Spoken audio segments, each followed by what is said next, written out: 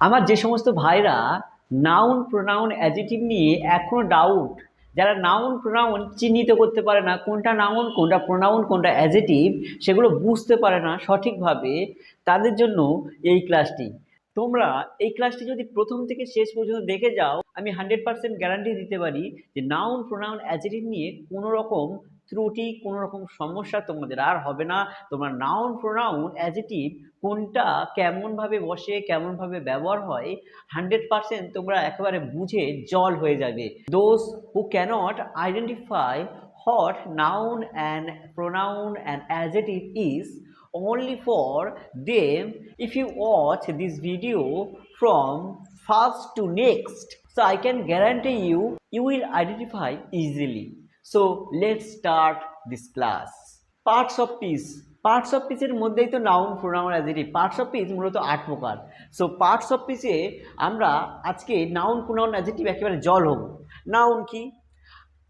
চোখে আমরা যা কিছু দেখি, চোখে আমরা এই দুটো চোখ দিয়ে আমরা যা কিছু দেখি সব কিছুই নাউন।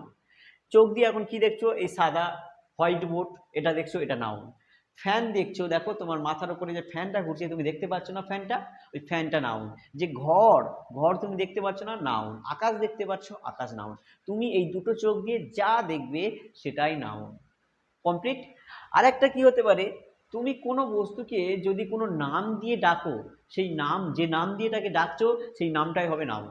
যে কোনো বস্তু তুমি যাকে কোনো নাম দিয়ে ডাকবে সে নামটা হবে নাউন।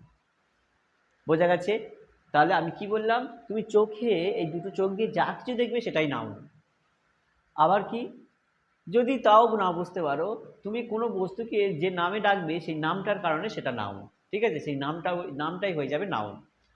আর একটা কি, আমরা এমন কিছু জিনিস আছে যেগুলো এই দুটো চোখ দিয়ে দেখতে পারি না কিন্তু আমরা অনুভব করতে পারি। যেমন ধরো তোমার এখন কেউ মারলো, আঘাত করলো, তুমি এখন ব্যথা পাচ্ছ না। এই ব্যথা তুমি কি কাউকে দেখাতে পারছো? কেউ কি দেখতে পারছে? দেখতে পারছে না। তুমিও দেখতে পারছো না, কেউ দেখতে পাচ্ছে না। তুমি অনুভব করতে পারছো, এই ব্যথা হবে নাউন। ওকে। বাতাস বইছে, বাতাস কেউ দেখতে পাচ্ছে কিন্তু অনুভব করতে পারছে, তাহলে বাতাসটা একটা নাম দিয়ে ওকে ডাকছি না। কি বইছে ওটা? একটা বাতাস বইছে, বাতাস একটা নাম দিয়ে রেখেছি, ওই বস্তুটাকে একটা নাম দিয়েছি বাতাস, অমনি সেটা নাউন হয়ে গেছে।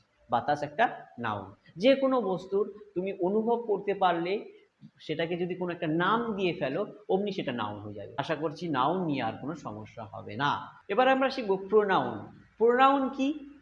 নামের পরিবর্তে যে শব্দ ব্যবহার করে সেই নামের বস্তু বা ব্যক্তিকে বোঝানো হয় সেটাই হচ্ছে প্রোনাউন। মানে কি? একেবারে সিম্পলে বোঝো। ধরো আমি বললাম রাম খুব ভালো ছেলে, তারপরে বললাম সে না প্রত্যেক দিন স্কুলে আসে। দেখো আমি প্রথমে রাম ভালো ছেলে, রাম একজনের নাম, রাম। তারপরে বললাম সে না প্রত্যেক দিন স্কুলে আসে। এখন সে কি ওর নাম? সেটা তো ওর নাম নয়, ওর নাম রাম, কোনো ব্যক্তির নাম রাম।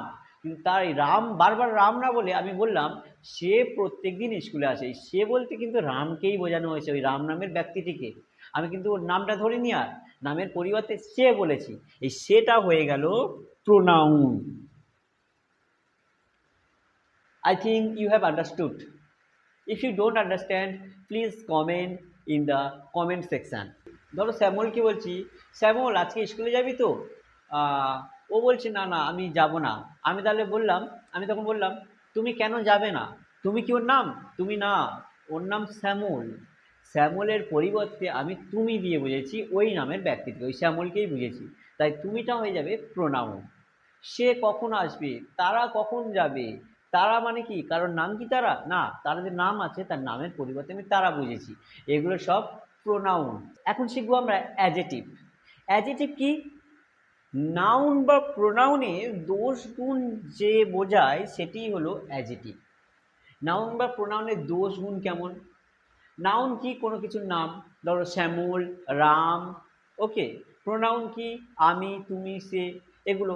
এবার আমি বলছি শ্যামল না খুব ভালো ছেলে, শ্যামল ভালো ছেলে, তাহলে ভালোটা কি শ্যামলের একটা দোষ গুণ না?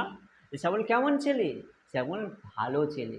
তাহলে সে হয় ভালো ছেলে, সে কেমন ছেলে? সে ভালো। এই ভালোটা দিয়ে একে এর একটা গুণ বোঝাচ্ছি না যে কেমন ছেলে, ভালো ছেলে।